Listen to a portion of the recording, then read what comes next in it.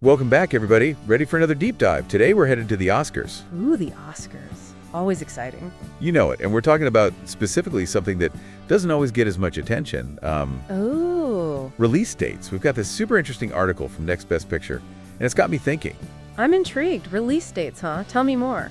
Well, think about it. Could, when a movie comes out, actually, affect its chances at the Oscars? Okay, yeah, I can see where you're going with this. I mean, timing is everything, right? Right. And this article uses a really cool example to explore that. Lay it on me. Fernanda Torres and I'm Still Here. Okay, I know she just won that surprise Golden Globe. Yep. And the movie itself got nominated for Best Picture and Best International Feature.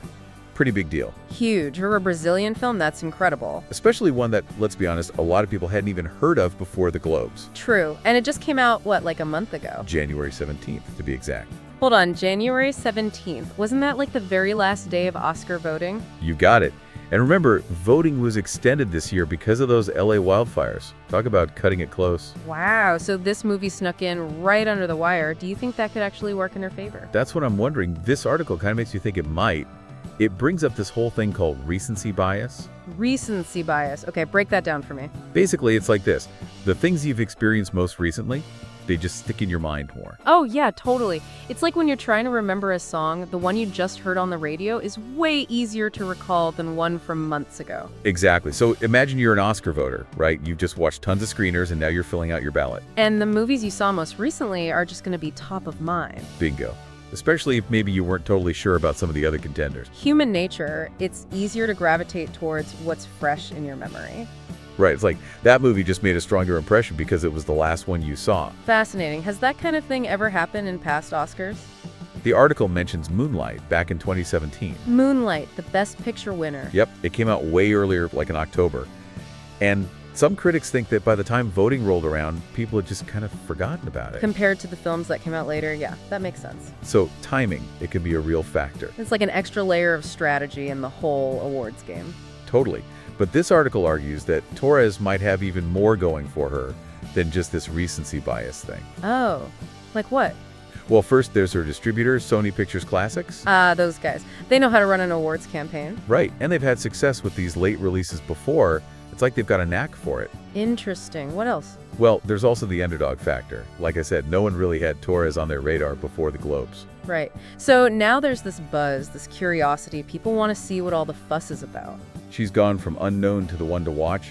It's a great story. It's like a Cinderella story, right in the middle of the Oscars. And on top of that, you can't forget about the Academy's growing international voting bloc. Ah, yeah, good point. Especially with a Brazilian film. Torres has a ton of support in Latin America, and that could be a major advantage. The Oscars are getting more global every year. It's great to see. For sure. But of course, it can't all be smooth sailing, right? There have got to be some challenges, too. Yeah, that's true. What are we thinking? Well, the biggest one is probably name recognition. I mean, she's not a household name in Hollywood like some of the other nominees. Yeah, that Golden Globe win will help, but still, some voters might not be familiar with her work. And she didn't get nominated for the SAG Awards or the BAFTAs. Ah, those are usually seen as pretty good predictors of Oscar success. Exactly. It's like missing out on some key endorsements along the way. But then again, didn't Anthony Hopkins win for The Father in 2021 without winning either of those? You're right. He did. And wasn't The Father, like I'm Still Here, also a late release from Sony Pictures Classics? You've got a good memory. Maybe they're onto something with this timing strategy. It's like they've cracked the code or something. So it sounds like while those other awards can be helpful, they're not the be-all and end-all. Right, and that's what makes it all so exciting. There are no guarantees, and anything can happen. Exactly. Timing can play a role, but it's definitely not the only factor. It's like this extra layer of intrigue, this wild card that gets thrown into the mix. Love it. So we've got Torres, the potential underdog, riding that late release wave. And then there's, who else were we talking about? Demi Moore and The Substance. Ah, right. She's the front runner, lots of people think. Yeah, she's got that classic comeback narrative going for her. Which, let's face it, the Academy loves a good comeback story. But her movie is a pretty intense body horror. Oh, right, The Substance. Yeah, that's not going to be everyone's cup of tea. So it's Torres, the underdog, versus Moore, the Hollywood icon, but with a potentially divisive film. This is getting good. What else does the article say? It really digs into this idea that maybe, just maybe, people are starting to forget about The Substance. Oh, interesting. So you're saying that while Moore's got that Hollywood history, her movie might not be as fresh in voters' minds. Exactly. Especially with I'm Still Here being so new, that recency bias could really tip the scales. But comeback stories are, like, inherently appealing, right? Wouldn't people want to see Demi Moore back on top? Oh, totally. Comeback narratives are powerful, and she's a legend, no doubt. So what's the problem then?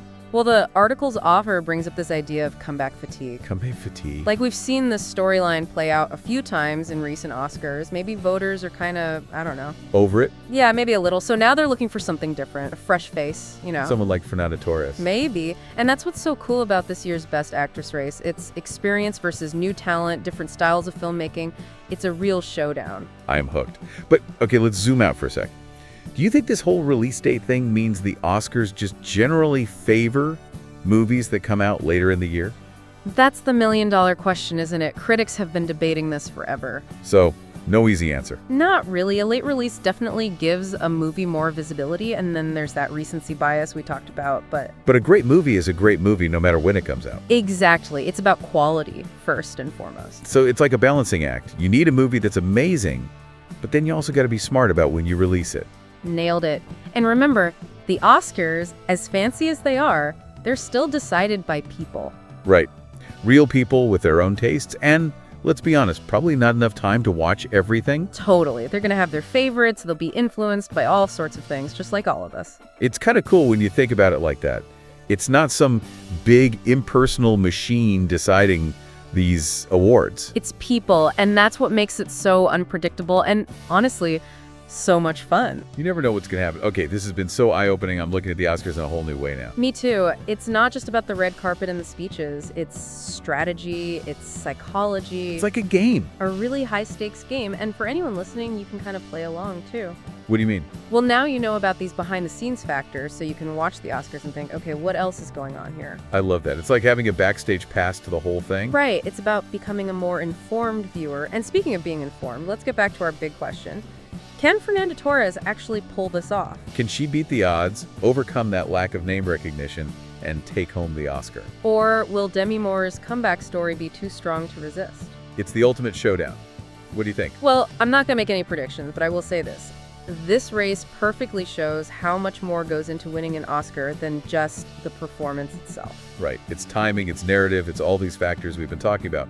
Exactly. It's a reminder that the Oscars aren't just about artistic merit. They're also about, the industry itself. All those moving parts, all the buzz and the campaigns. And a little bit of luck doesn't hurt either. For sure. Speaking of which, I got to give a shout out to Next Best Picture. They've got some awesome analysis on this year's race if you want to dive deeper. They're the best. And they leave us with a pretty thought-provoking question. Ooh, I like those. What is it? They ask, what does it say about the Oscars if a movie's release date can have such a big impact on whether it wins? Whoa, that's deep. Right. It makes you think about what we're really rewarding here. Is it pure talent?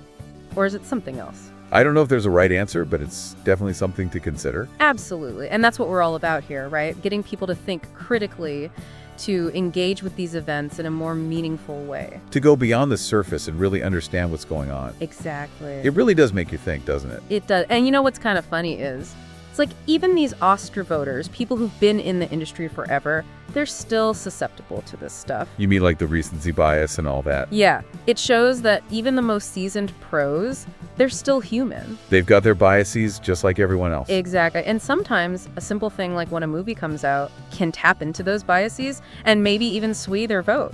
It's a good reminder that we're all human, even those folks making those big decisions about art.